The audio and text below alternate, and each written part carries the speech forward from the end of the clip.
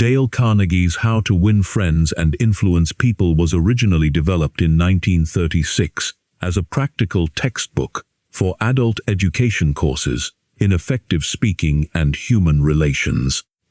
Carnegie discovered through years of teaching business professionals that while individuals require technical instruction, their greatest daily challenge lies in the art of getting along with people in business and social interactions.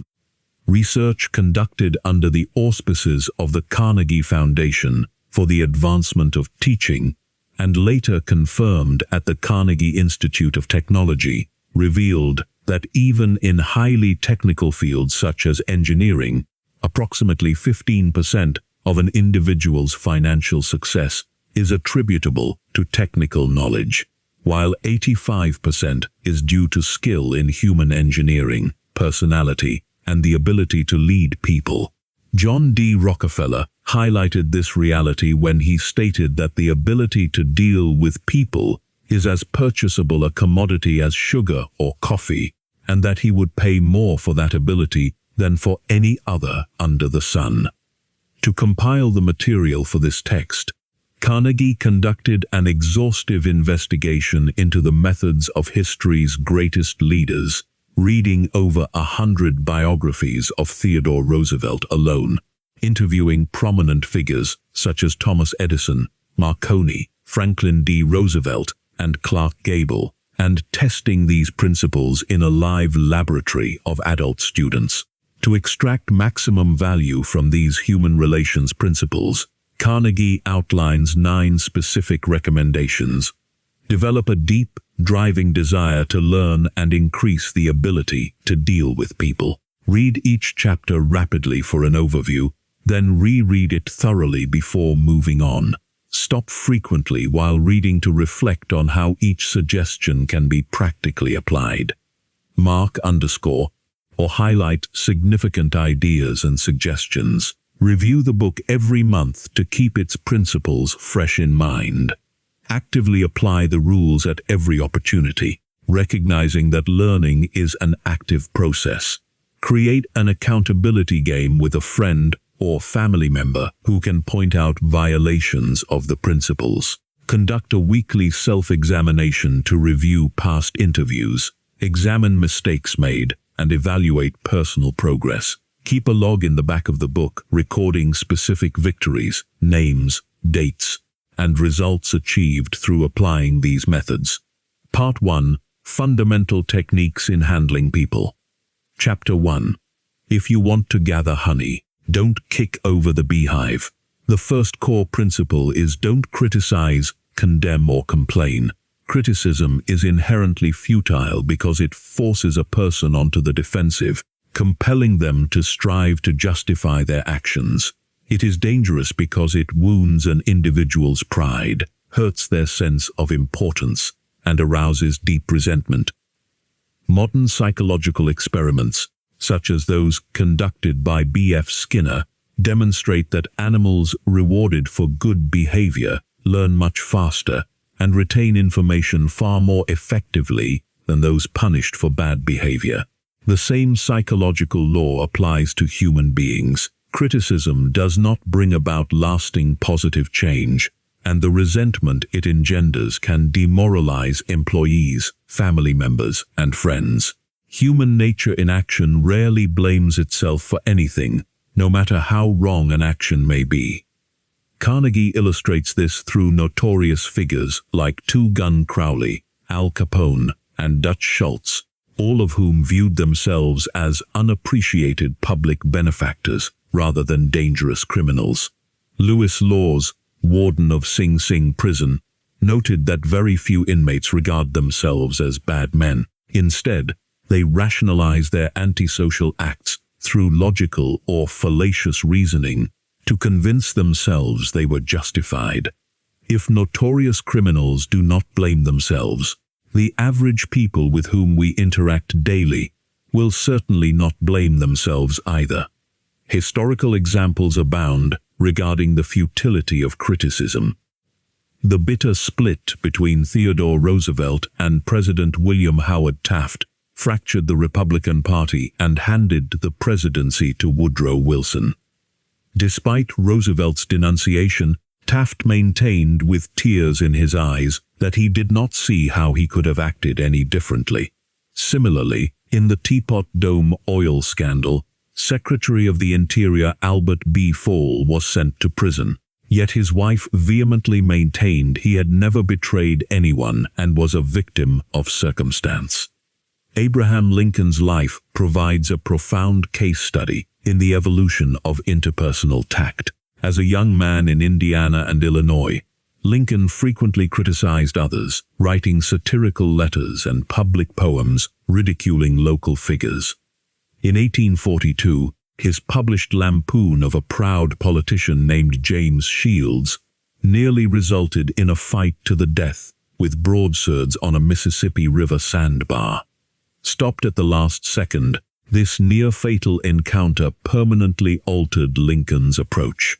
He never again wrote an insulting letter, never again ridiculed anyone, and almost completely ceased criticizing people. During the Civil War, when General Meade failed to follow orders to attack General Robert E. Lee's retreating army after Gettysburg, allowing Lee to escape over the flooded Potomac, Lincoln was in bitter despair. He wrote a sharp letter of rebuke to Meade, detailing the tragic magnitude of the error. However, Lincoln never sent the letter. It was found among his papers after his death. Lincoln realized that sitting in the quiet White House issuing orders was vastly different from being at Gettysburg surrounded by blood and agony, and that sending the letter would merely relieve his own feelings while forcing Meade to defend himself, cultivate hard feelings, and resign from the army. When dealing with people, we must remember that we are not dealing with creatures of logic, but with creatures of emotion, pride, and vanity. Stinging criticism drove the novelist Thomas Hardy to give up fiction forever and pushed the poet Thomas Chatterton to suicide. Benjamin Franklin attributed his diplomatic success as ambassador to France to a simple rule: I will speak ill of no man and speak all the good I know of everybody. Rather than criticizing others, leaders must exercise character and self-control to understand why people do what they do, as understanding breeds sympathy, tolerance, and kindness. This principle is epitomized in Bob Hoover's response when a mechanic improperly fueled his propeller plane with jet fuel, causing both engines to fail mid-air. Instead of berating the tearful, remorseful young mechanic upon returning to the field, Hoover put his arm around him and said he was so sure the mechanic would never make the mistake again that he wanted him to service his plane the following day. Chapter 2. The Big Secret of Dealing with People. The second, or core principle, is give honest and sincere appreciation. There is only one way under high heaven to get anybody to do anything: by making the other person want to do it. While force, coercion, or intimidation can produce temporary compliance, these crude methods generate severely undesirable repercussions. The only way to get a person to act is by giving them what they want. According to Sigmund Freud, all human actions stem from two basic motives: the sex urge and the desire to be great. John Dewey, one of America's premier philosophers, phrased it as the desire to be important. William James observed that the deepest principle in human nature is the craving to be appreciated. Unlike a mere wish or longing, this is an unrelenting, gnawing human hunger. The desire for a feeling of importance is one of the primary distinctions between human beings and animals.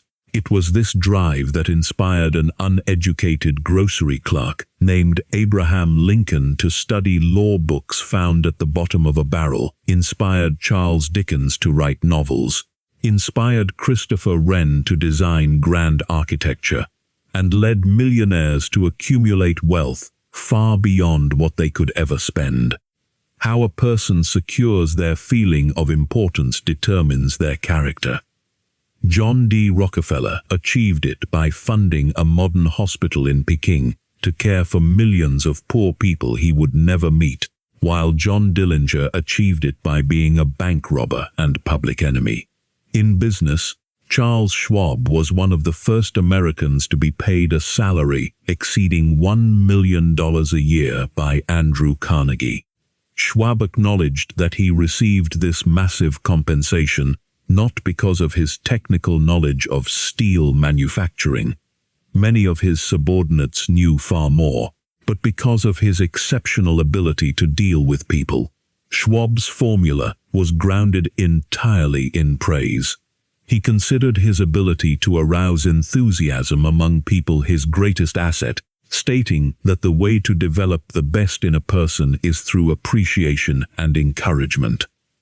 Schwab never criticized anyone, believing in giving people an incentive to work while being hearty in his approbation and lavish in his praise. Carnegie practiced this same philosophy, praising his associates publicly and privately, and even choosing an epitaph for his tombstone that read, "Here lies one who knew how to get around him men who were cleverer than himself." It is essential to distinguish sharply between genuine appreciation and cheap flattery. Appreciation comes from the heart out, is unselfish, sincere, and universally admired. Flattery comes from the teeth out, is selfish, insincere, shallow, and universally condemned. Flattery is merely telling the other person precisely what they think about themselves. While starving minds may occasionally swallow flattery out of desperation, it ultimately fails with discerning people. Leaving a trail of honest, sincere appreciation creates lasting positive change. Carnegie cites a Detroit teacher who showed appreciation to a young blind student named Stevie Morris for his remarkable hearing ability when helping locate a lost mouse in the classroom. That single act of appreciation transformed the boy's self-esteem, setting Stevie Wonder on the path to becoming a legendary musician. Chapter 3. He who can do this has the whole world with him. He who cannot walks a lonely way. The third core principle is arouse in the other person an eager want. When going fishing, one does not bait the hook with strawberries and cream simply because the angler loves strawberries. Rather, the hook is baited with worms or grasshoppers because that is what the fish prefer. Yet, when dealing with people, individuals frequently act with complete disregard for this common-sense logic, incessantly talking about what they want. Talking exclusively about one's own desires is childish and absurd. Everyone is naturally interested in what they want, but no one else is. Therefore, the only way on earth to influence another person is to talk in terms of what they want and show them how to obtain it. Harry A. Overstreet noted in Influencing Human Behavior that action springs directly out of fundamental desires, and the best advice for persuaders in business, home, school, or politics is to first arouse in the other person an eager want. Andrew Carnegie demonstrated this mastery early in life. When his sister-in-law was frantic because her 2 sons at Yale were failing to answer her letters, Carnegie bet $100 he could get a reply by return mail without even asking for one. He wrote a warm, chatty letter to his nephews, casually mentioning in a postscript that he was enclosing a $5 bill for each of them, but purposefully left the money out. Replies thanking dear Uncle Andrew arrived instantly.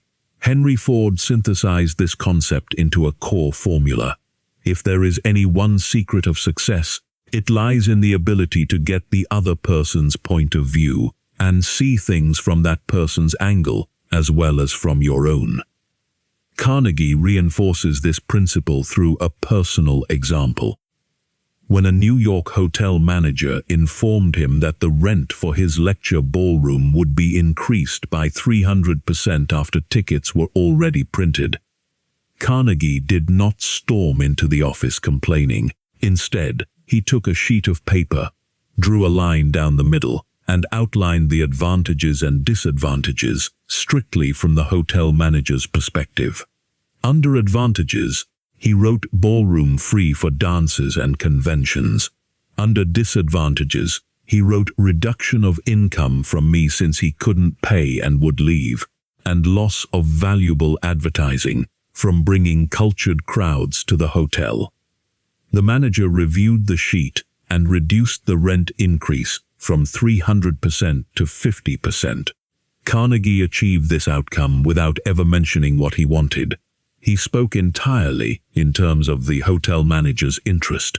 In sales, thousands of representatives struggle because they think exclusively about what they want to sell, failing to realize that customers do not want to be sold. Buyers are focused on solving their own problems.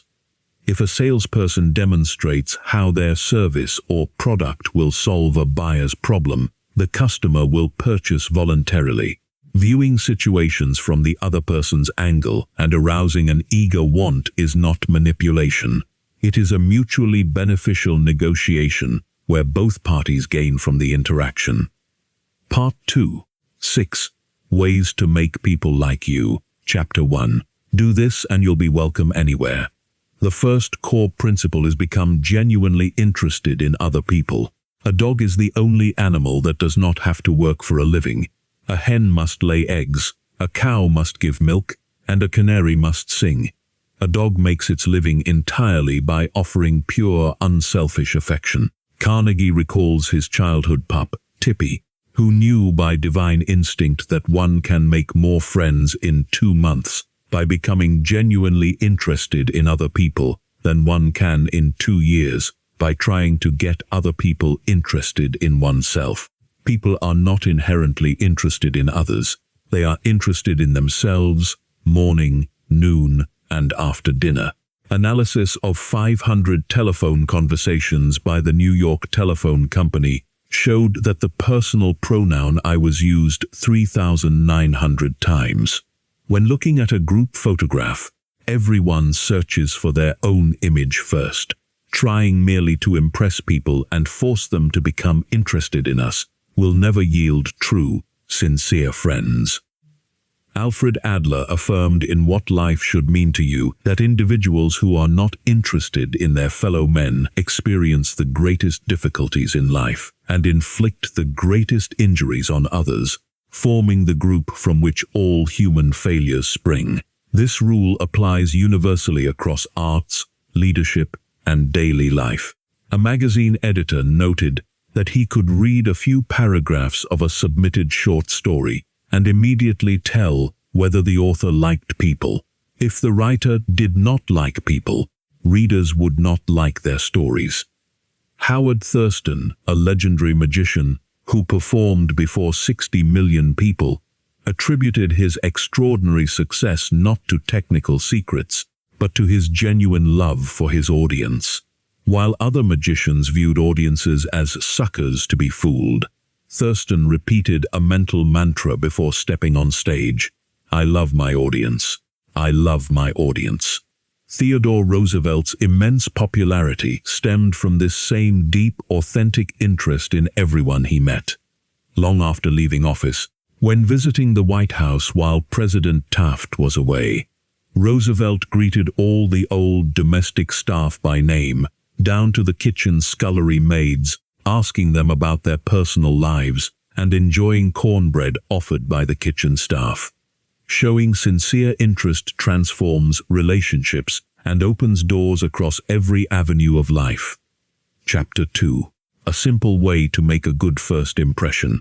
The second core principle is smile. Actions speak far louder than words, and a smile conveys a powerful message. I like you. You make me happy. I am glad to see you. An insincere, mechanical grin does not fool anyone.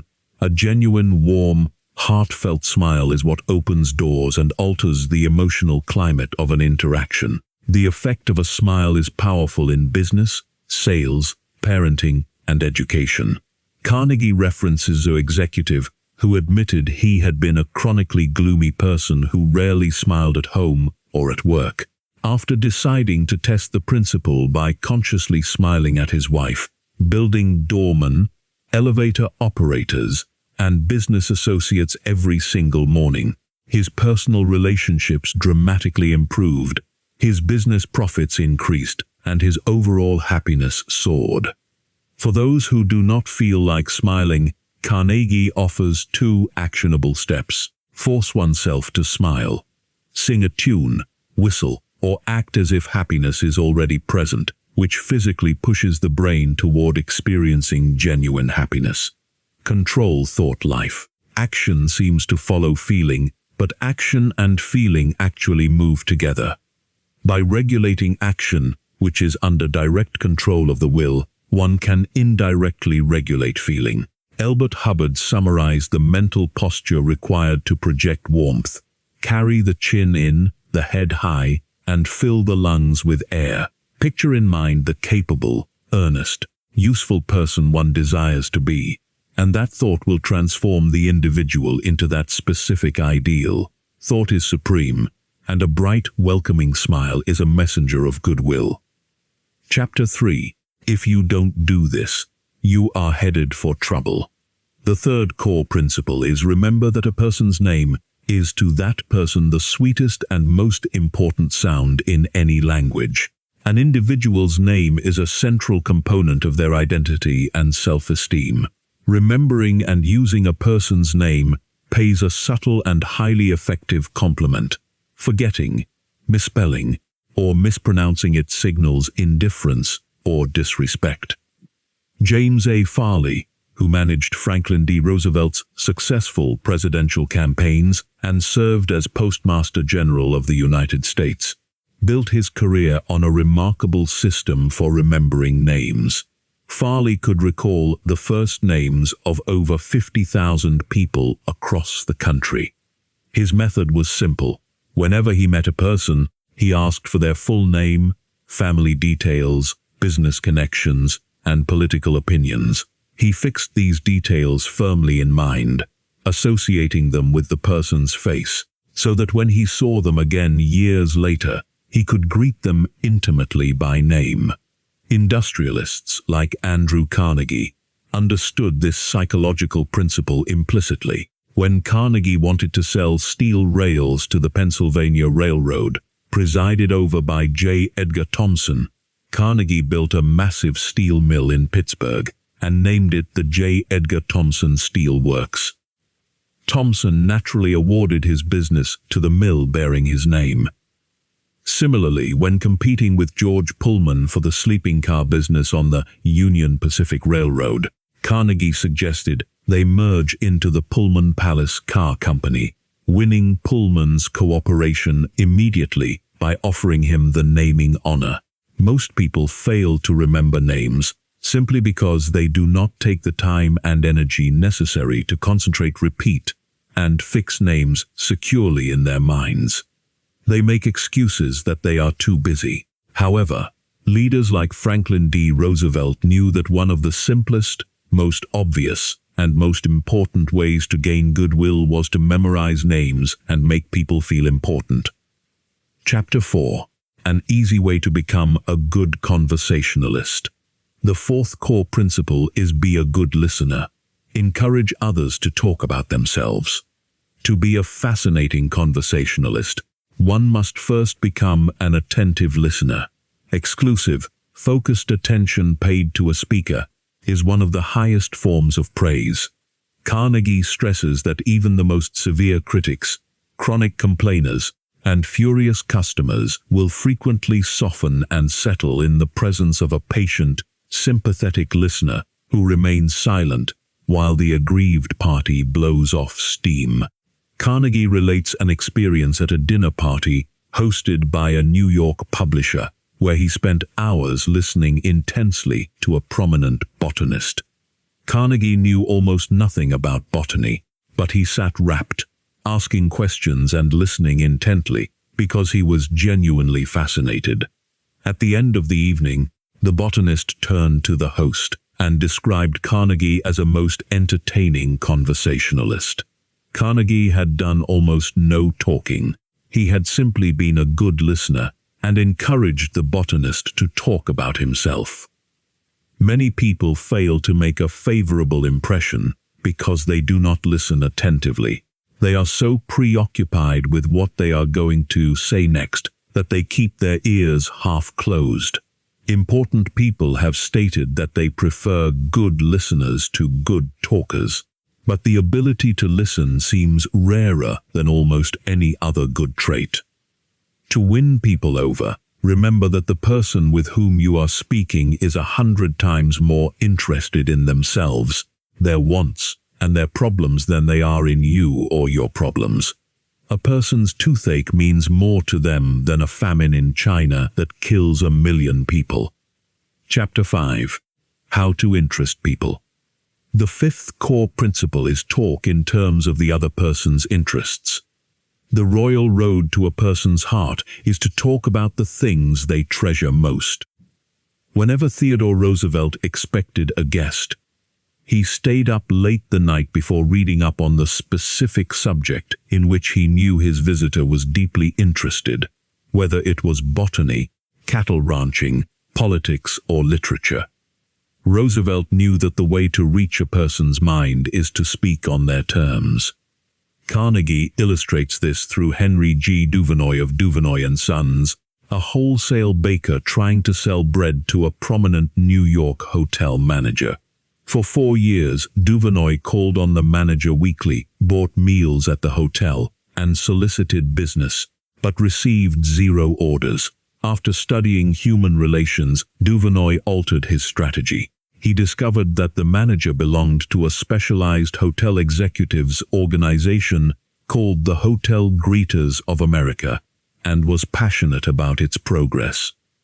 When Duvernoy called next, he immediately spoke about the Greeters organization. The manager talked enthusiastically for half an hour about the group, his eyes glowing with pride.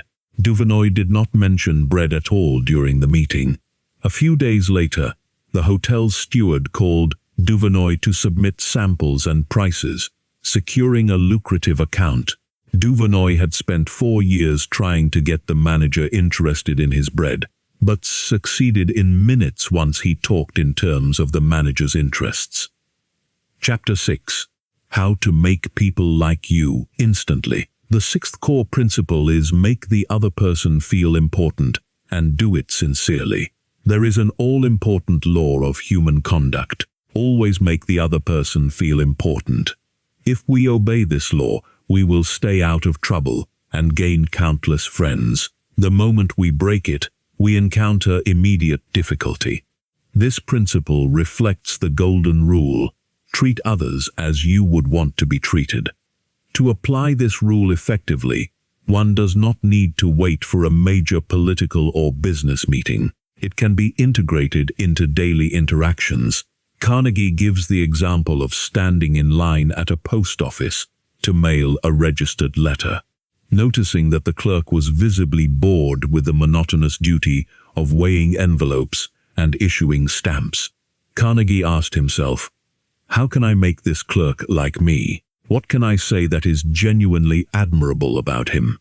When his turn came, Carnegie remarked warmly, "I wish I had your head of hair." The clerk looked up, beamed, and a modest reply followed. Carnegie left knowing he had brightened the clerk's day by giving him a genuine feeling of importance without expecting anything in return.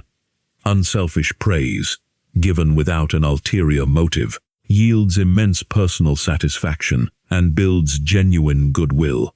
Phrases such as "I'm sorry to trouble you," "Would you be so kind as to," "Won't you please," and "Thank you" act as lubricants in daily life. Emerson observed, "Every man I meet is my superior in some way. In that I learn of him." If this was true for Emerson, it is true for everyone. Part 3. How to win people to your way of thinking. Chapter 1. You can't win an argument. The first core principle is the only way to get the best of an argument is to avoid it. 9 times out of 10, an argument ends with each contestant more firmly convinced than ever that they are absolutely right. You cannot win an argument. If you lose it, you lose it. If you win it, you still lose it. Why? Because if you triumph over an opponent, puncture their arguments, and prove them to be logically absurd, You have made them feel inferior, wounded their pride, and hurt their self-esteem. A person convinced against their will is of the same opinion still. Carnegie illustrates this lesson through an incident at a formal banquet in London. A guest seated next to Carnegie quoted a phrase, "There's a divinity that shapes our ends, rough-hew them how we will," and attributed it to the Bible. Carnegie knew it was from Shakespeare and pointed it out. The speaker insisted it was biblical. Carnegie referred the dispute to his friend Frank Gammond, an expert on Shakespeare. Gammond kicked Carnegie under the table and publicly stated that Carnegie was mistaken and the phrase was biblical. On the way home, Carnegie asked why Gammond had lied. Gammond replied that the quote was indeed from Hamlet, Act V, Scene 2, but added, "We were guests at a festive occasion, Dale. Why prove to a man he is wrong? Is that going to make him like you? Why not let him save his face? He didn't ask for your opinion. Don't fight with him. Always avoid the acute angle." As Benjamin Franklin remarked, if you argue and rankle and contradict, you may achieve a victory sometimes, but it will be an empty victory because you will never get your opponent's goodwill. To keep a disagreement from turning into an argument, Carnegie advises, welcome the disagreement. Remember that when two partners always agree, one of them is unnecessary. Distrust your first instinctive impression to defend yourself. Control your temper. Listen first. Give your opponent a chance to talk without interruption. Look for areas of agreement. Be honest. Look for areas where you can admit errors. Promise to think over your opponent's ideas carefully. Thank your opponents sincerely for their interest. Postpone action to give both sides time to think through the problem. Chapter 2. A sure way of making enemies and how to avoid it. The second core principle is show respect for the other person's opinions. Never say, "You're wrong." Telling a person they are wrong, whether by word, look, gesture, or tone, strikes directly at their intelligence, judgment, pride, and self-respect. It does not incline them to change their mind. It merely impels them to strike back. You can never change a person's mind by telling them directly that they are incorrect. If you are going to prove anything, do not let anyone know it. Do it subtly and adroitly so that no one feels you are doing so. As Alexander Pope wrote, "Men must be taught as if you taught them not, and things unknown proposed as things forgot." Galileo observed, "You cannot teach a man anything, you can only help him find it within himself." When a person makes a statement that you know is wrong, it is far better to begin with diplomatic phrasing. "Well, now look, I thought otherwise, but I may be wrong. I frequently am, and if I am wrong, I want to be set right. Let's examine the facts." Admitting that you may be wrong stops all arguments, inspires the opponent to be fair and open-minded, and creates a collaborative environment focused on uncovering truth. Carnegie references how Benjamin Franklin completely transformed his personality after a friend pointed out that his tactless, argumentative nature was making him an unbearable conversationalist. Franklin abandoned all direct contradictions to the sentiments of others and eliminated dogmatic words like certainly or undoubtedly from his vocabulary, substituting "I conceive," "I apprehend," or "it appears to me at present." This shift in attitude was instrumental in Franklin gaining the immense influence he exerted over American public policy. Chapter 3. If you're wrong, admit it. The third core principle is if you are wrong, admit it quickly and emphatically. When we are wrong, which is frequently, it is far better to admit our mistakes quickly, openly, and with enthusiasm before someone else has the opportunity to call us out. Taking the wind out of an accuser's sails by stating all the derogatory things they were planning to say transforms their aggression into forgiveness and understanding. Carnegie illustrates this with a personal experience in a local park, where he walked his small dog, Rex, without a leash, violating city ordinances.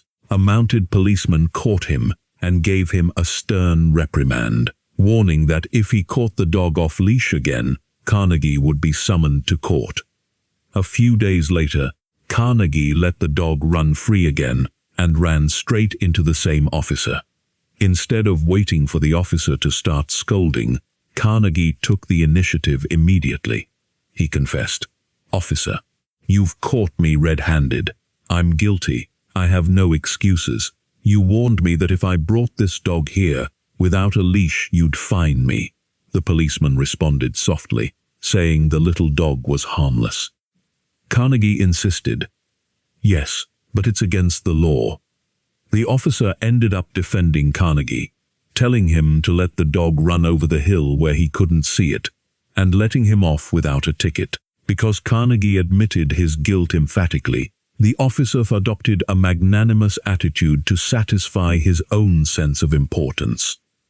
When we are right, let us try to win people gently and tactfully to our way of thinking.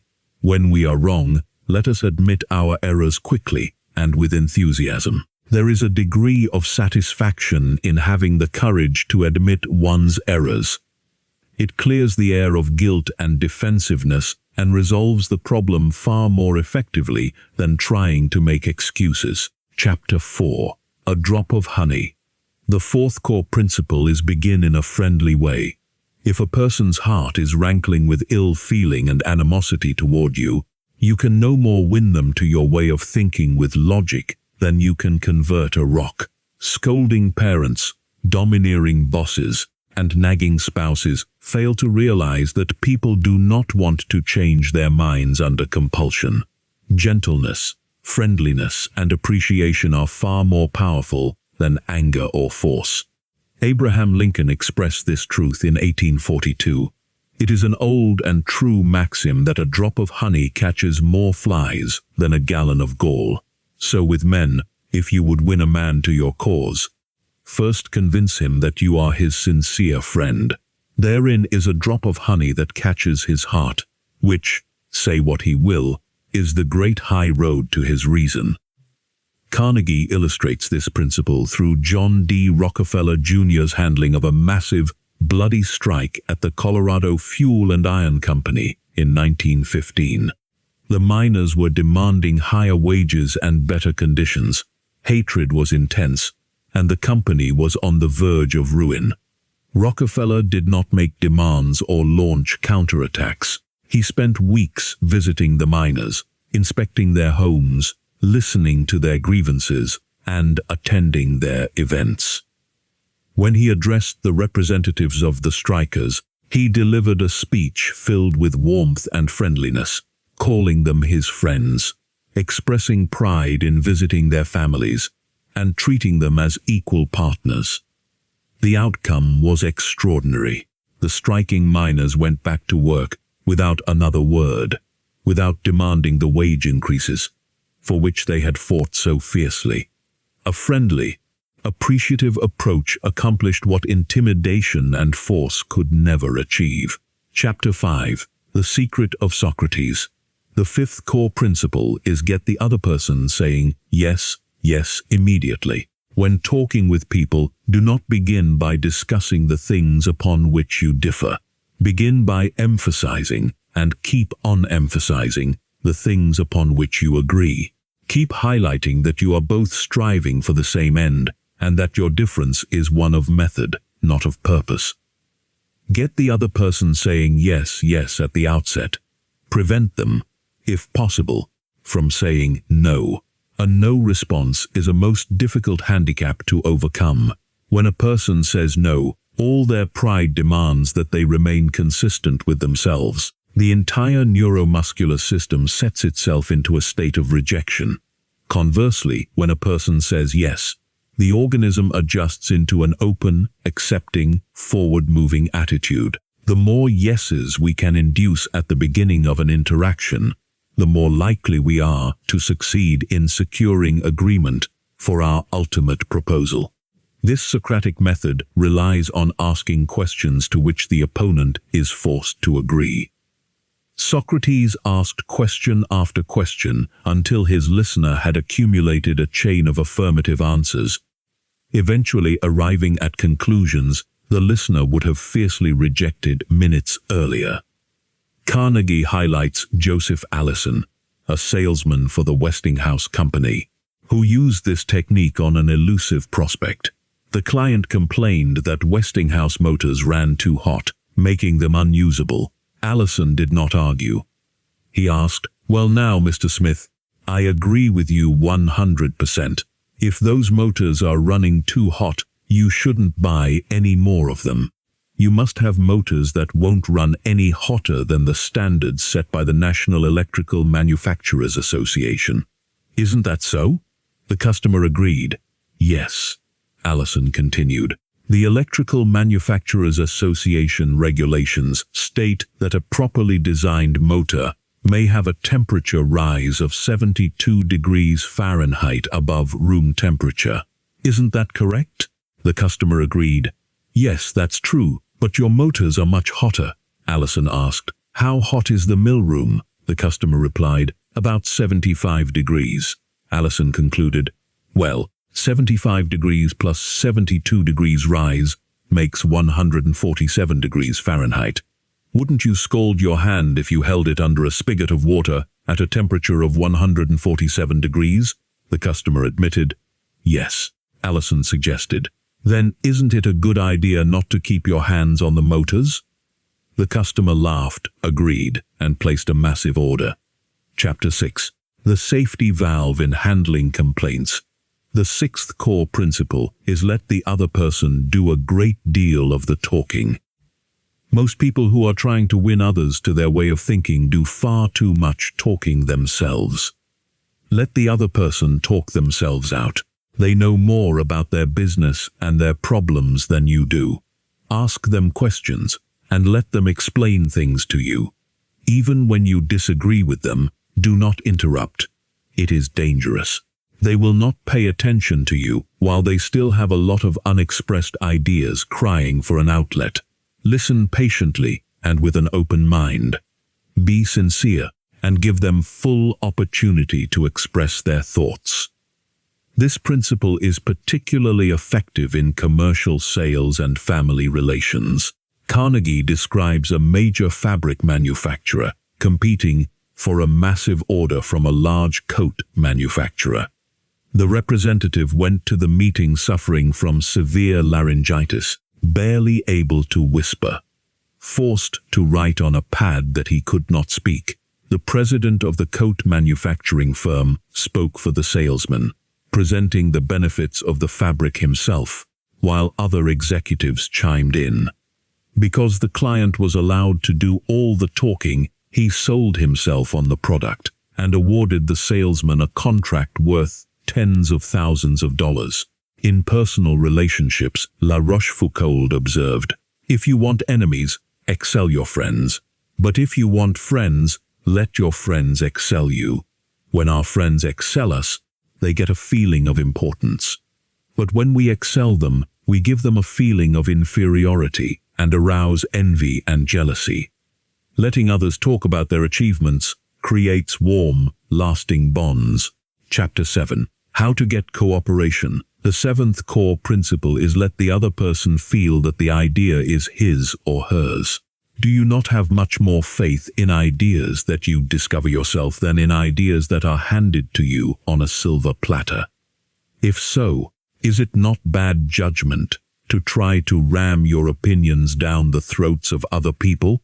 Isn't it wiser to make suggestions and let the other person draw the conclusion for themselves? No one likes to feel that they are being sold something or ordered to do something. We prefer to feel that we are buying of our own accord or acting on our own ideas.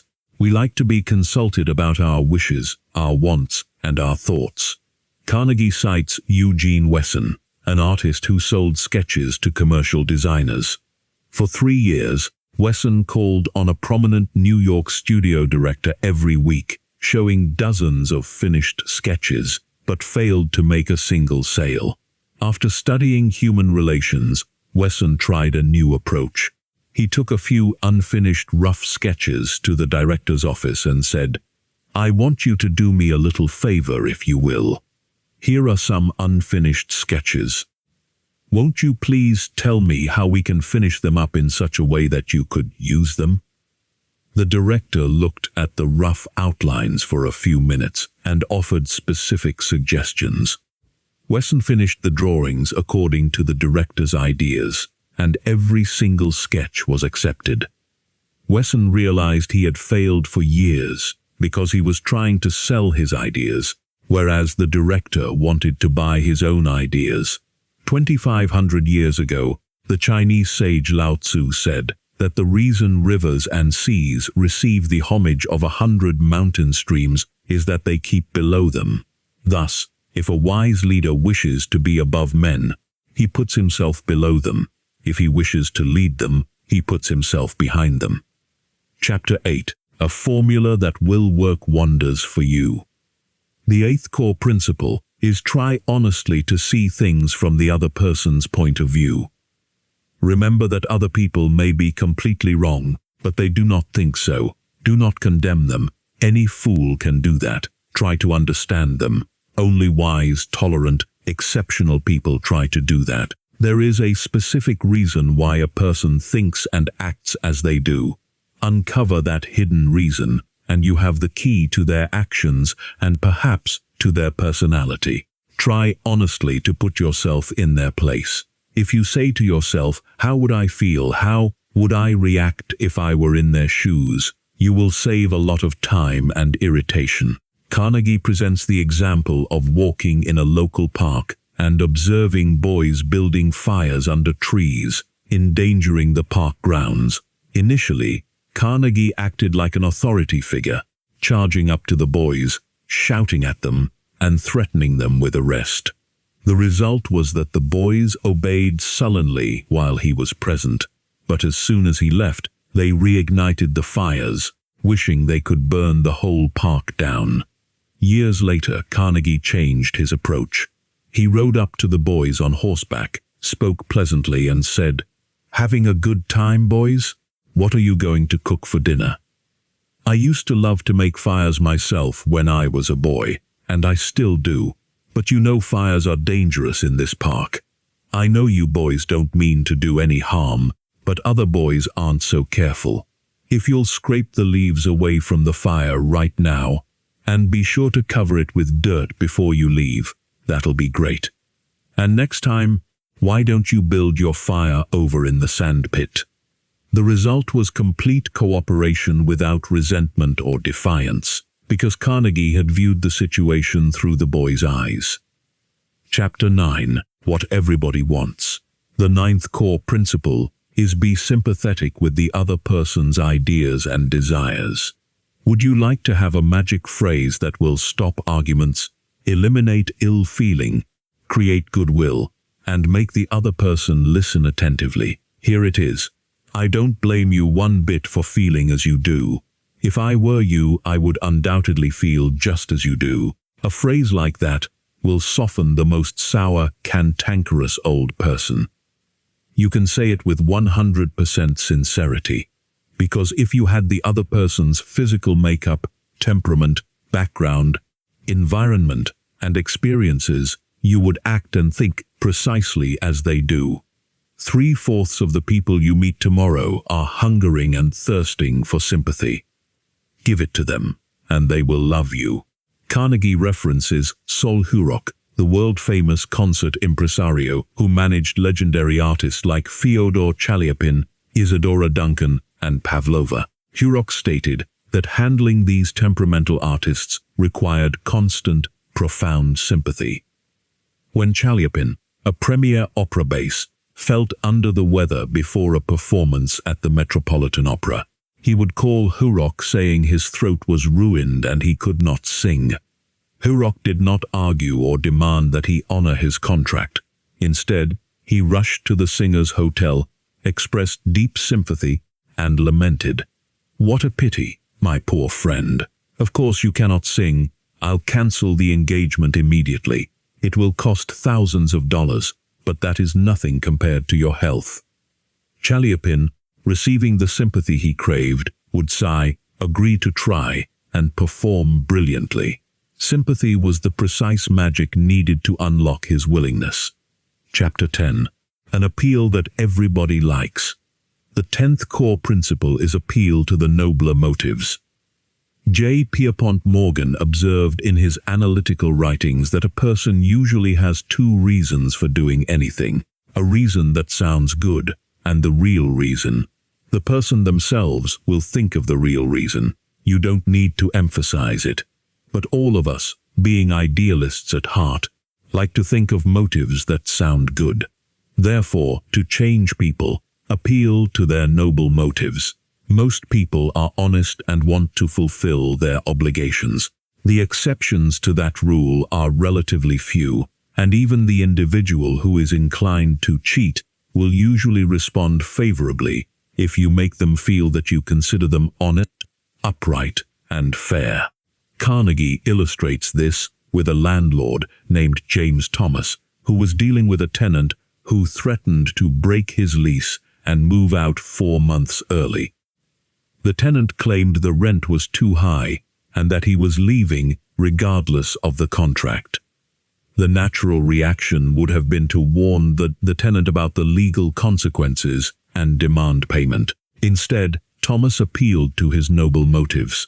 He said, "Mr. Doe, I have listened to your story, and I still don't believe you intend to move. Years in the renting business have taught me something about human nature, and I sized you up at the start as a man of your word. I'm so sure of it that I'm willing to take a gamble. Here is my proposition. Sit tight and think it over for a few days. If you come to me between now and the 1st of the month and tell me you still want to move, I'll accept your decision as final. I'll release you from your lease and admit I was wrong about you. But I still believe you are a man of your word and will stay." When the new month arrived, the tenant paid his rent and remained, declaring that he had discussed it with his wife and concluded that the only honorable thing to do was live up to his contract. Chapter 11. The movies do it. TV does it. Why don't you do it? The 11th core principle is dramatize your ideas. This is the day of dramatization. Merely stating a truth is no longer enough. The truth must be made vivid, interesting, and dramatic. You have to use showmanship. The movies do it. Television does it. And you will have to do it if you want attention. Dramatization works in business, sales, and everyday problem-solving. Carnegie highlights a cash register salesman who walked into a grocery store whose owner was using an obsolete, cheap register. The salesman did not list features. He walked up to the merchant and said, "You are literally throwing pennies away every time a customer makes a purchase." He then threw a handful of pennies onto the floor. The coins rattled, rolled across the room, and caught the merchant's absolute attention. Stating that money was being lost was dry. Physically throwing coins on the floor dramatized the loss and secured the sale. In family life, dramatizing requests works far better than nagging. When a father wanted his children to pick up their toys off the lawn, he didn't scold. He built a toy train, appointed himself the engineer, made his kids the conductors, and had them collect all the freight, toys across the yard, turning a chore into an exciting game. Chapter 12.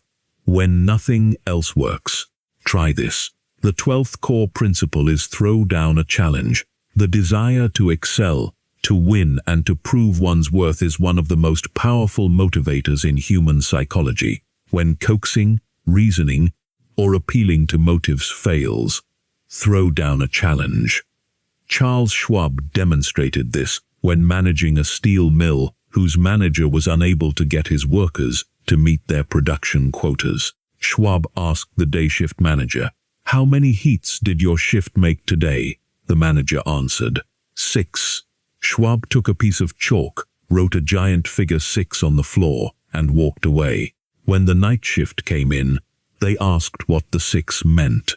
The day workers explained that the big boss had been there and written down their output.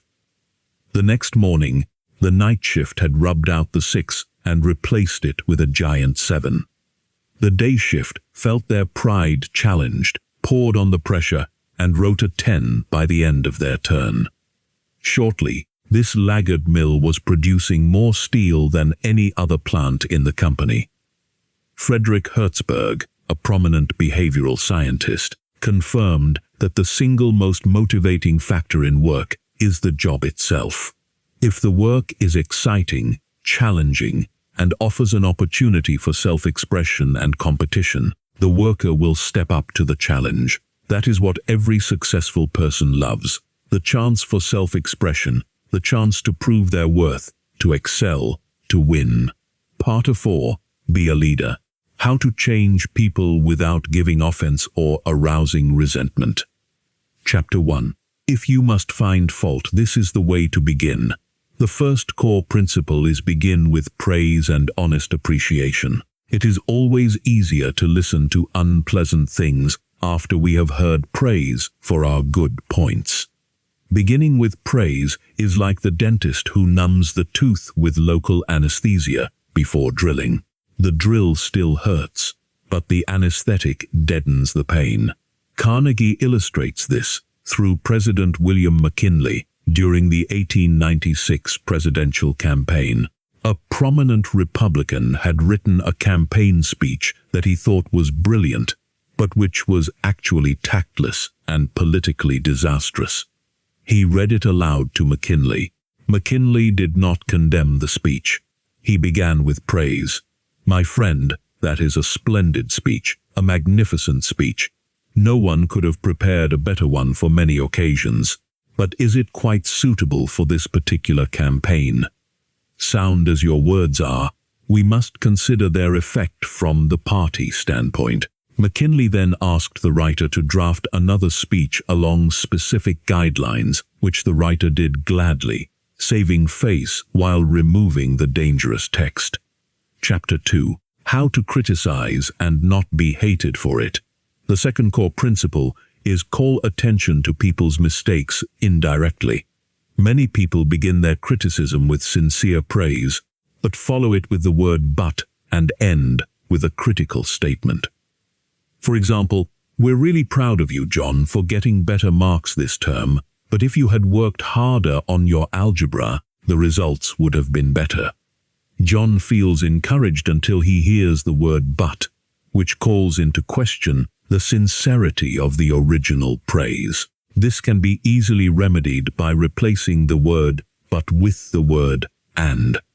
"We're really proud of you, John, for getting better marks this term, and by continuing the same conscientious efforts next term, your algebra mark can be brought right up with the others." The praise feels authentic because there was no indirect attack attached. Charles Schwab utilized indirect criticism effectively. While walking through one of his steel mills, he saw a group of workers smoking directly under a no smoking sign. He did not point at the sign and shout, "Can't you read?" Instead, he walked over to the men, handed each of them a fine cigar, and said, "I'd appreciate it, boys, if you'd smoke these cigars on the outside." The men realized they had broken a rule, but loved Schwab because he called attention to the error indirectly, gave them a gift, and made them feel respected. Chapter 3. Talk about your own mistakes first. The third core principle is talk about your own mistakes before criticizing the other person. It is not nearly so difficult to listen to a recital of your errors if the person criticizing begins by humbly admitting that they were far from faultless themselves. Admitting one's own limitations lowers the listener's defenses and establishes a feeling of shared humanity. Carnegie relates how he handled his 19-year-old niece, Josephine, who came to work as his secretary. She made frequent typing and administrative mistakes. Carnegie was tempted to scold her, but stopped and said to himself, "Just a minute, Dale. You are twice as old as Josephine. You have 10,000 times her business experience.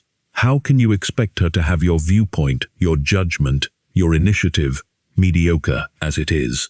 What were you doing when you were 19? When Carnegie corrected Josephine, he began by saying, "You have made a mistake, Josephine, but Lord knows, it's no worse than many I have made. You were not born with judgment. That comes only with experience, and you are better than I was at your age. I have been guilty of so many foolish things myself that I have very little inclination to criticize you or anyone. But don't you think it would have been wiser if you had done this?" By framing the correction around his own past mistakes, Carnegie helped Josephine correct her habits without feeling humiliated. Chapter 4. No one likes to take orders. The fourth core principle is ask questions instead of giving direct orders. Giving blunt, direct orders arouses resentment that may last a lifetime, even if the order was issued to correct a critical situation. Asking questions makes an order far more palatable, preserves human pride, and frequently stimulates the creative initiative of the person addressed. Owen D. Young, a distinguished lawyer and business leader, never gave a direct order to anyone in his life. He always gave suggestions, not orders. He never said, "Do this or do that," or "Don't do this or don't do that." He would say, "You might consider this, or do you think that would work?" After dictating a letter, he would ask, "What do you think of this?" Asking questions allows people to correct their own mistakes. It saves a person's pride and gives them a feeling of importance. It encourages cooperation instead of rebellion. Chapter 5. Let the other person save face. The fifth core principle is let the other person save face. Few people stop to consider the devastating impact of damaging another person's dignity. We ride roughshod over the feelings of others, finding fault, issuing threats, or criticizing a child or employee in front of others, without considering the hurt to their pride. A true leader always allows the other person to save face. Antoine de Saint-Exupéry wrote, "I have no right to say or do anything that diminisheth a man in his own eyes.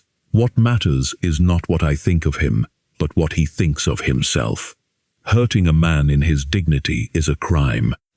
Carnegie highlights a corporate situation where an executive needed to replace a brilliant department head who was failing as an administrator. Instead of demoting or firing him, the company named him consulting engineer, giving him a new title and assigning him to research work he excelled at, while appointing a new person to handle administrative duties. The former department head saved face, remained happy, and continued to serve the firm productively. Chapter 6. How to spur people on to success. The sixth core principle is praise the slightest improvement and praise every improvement. Be hearty in your approbation and lavish in your praise. Psychologist B.F. Skinner showed that minimizing criticism and emphasizing praise reinforces desirable behavior and causes bad habits to atrophy from lack of attention. Praise is like sunlight to the warm human spirit. We cannot flower and grow without it. Yet most of us are ready to apply the cold wind of criticism to others, while remaining hesitant to give the warm sunshine of praise. Praise must be specific rather than vague. General compliments sound insincere. Pointing out specific achievements highlights that the praise is genuine and that the leader is paying close attention. Carnegie details the life of Charles Dickens. As a young man, Dickens worked in a rat-infested blacking warehouse, pasting labels on bottles, rejected by his family, and nursing a dream of being a writer. He sent story after story to editors, all of which were rejected. Finally, an editor accepted a short story and praised his work in print. That single drop of praise and recognition transformed Dickens' life, inspiring him to produce classics that enriched world literature. Praise can literally transform a person's entire future. Chapter 7. Give a dog a good name. The seventh core principle is give the other person a fine reputation to live up to. If you want to improve a person in a certain respect, Act as though that particular trait were already one of his or her outstanding characteristics. Shakespeare said, "Assume a virtue, if you have it not. Give them a fine reputation to live up to, and they will make colossal efforts rather than see you disillusioned." Carnegie shares the story of Marie, a housemaid in a French hotel who was notoriously careless, lazy, and dirty. A guest decided to test this principle. He said to her, "Marie, you don't know how little I have to do in this hotel. But I want to tell you that I am so glad you are taking care of my room. You are so clean, so neat, and so reliable." Marie was astonished. She had never been spoken to like that in her life. The fine reputation gave her an ideal to live up to. She began keeping his room spotless, beaming with pride, and executing her duties efficiently. Chapter 8. Make the fault seem easy to correct. The 8th core principle is use encouragement. Make the fault seem easy to correct. Tell a child, a spouse, or an employee that they are stupid or dumb at a certain thing, that they have no gift for it, and that they are doing it all wrong, and you destroy almost every incentive to try to improve. But use the opposite technique. Be liberal with encouragement. Make the thing seem easy to do. Let the other person know that you have faith in their ability to do it, that they have an undeveloped talent for it, and they will practice until the dawn comes out the window in order to excel. Carnegie illustrates this with a friend who wanted to learn ballroom dancing late in life. His first teacher told him he was all wrong, that he had to unlearn everything, and that he lacked a sense of rhythm. Discouraged, he quit. He tried a second teacher who praised his natural sense of rhythm, assured him that his step errors were minor, and made dancing feel easy and natural. Encouraged by this teacher, he practiced diligently and became an accomplished dancer. Encouragement unlocks potential. Chapter 9. Making people glad to do what you want. The 9th core principle is make the other person happy about doing the thing you suggest. To change behavior without causing offense or resentment, keep the following guidelines in mind when asking someone to act. Be sincere. Do not promise anything that you cannot deliver. Forget the benefits to yourself and concentrate on the benefits to the other person. Know precisely what it is you want the other person to do. Be empathetic. Ask yourself what it is the other person really wants. Consider the benefits that the person will receive from doing what you suggest. Match those benefits to the person's wants. When you make your request, put it in a form that conveys the idea that it will personally benefit the other person. Carnegie illustrates this with Napoleon, who created the Legion of Honor, issuing 15 zero crosses to his soldiers. When criticized for giving toys to seasoned veterans, Napoleon replied, "Men are ruled by toys." By granting titles, honors, and recognition, Napoleon made his men happy to perform heroic deeds. In daily business, issuing titles or offering specific recognition makes people glad to take on duties. If a manager needs someone to handle stockroom organization, appointing the individual custodian of supplies transforms a boring chore into an honorific responsibility, making them happy to perform the work effectively. Mastering Dale Carnegie's principles requires a fundamental shift in personal perspective, moving away from self-centered desires and defensive reactions toward a deep, continuous commitment to understanding, valuing, and encouraging others. By eliminating criticism, giving sincere appreciation, viewing situations through the eyes of others, listening actively, and appealing to noble motives, individuals can build genuine friendships, exert profound influence, and inspire positive leadership across all aspects of life.